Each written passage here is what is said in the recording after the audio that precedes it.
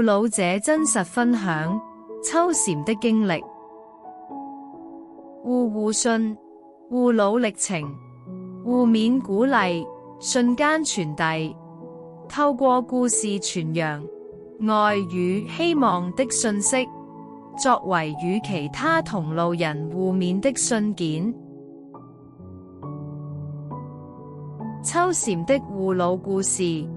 媽媽因年老兼有長期病，需要人照顧，自己放下工作，成為全職照顧者。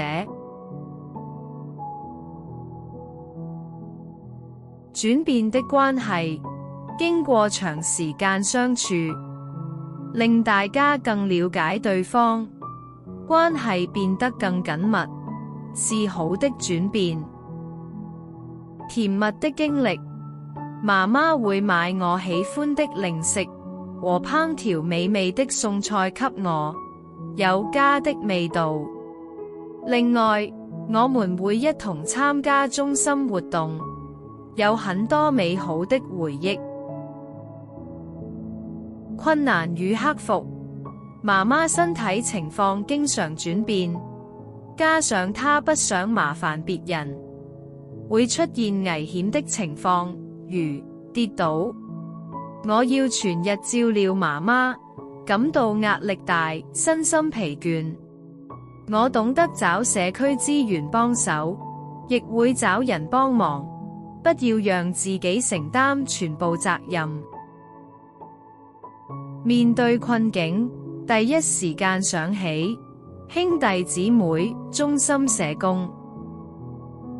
幫助你的人說感謝或祝福，謝謝大家給我和媽媽的支持，給我一點喘息空間。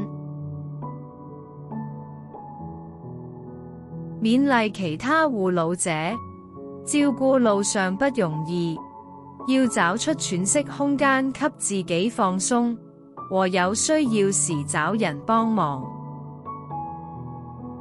護老者角色教曉我包容和愛，如自己小時候父母對自己的付出。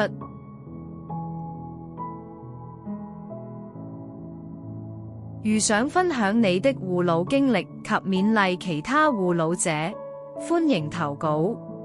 你的護老故事經審閱後，有機會刊登於本中心網頁或電子刊物護老三思內。如果有需要社工代為筆錄，請致電護老者支援熱線。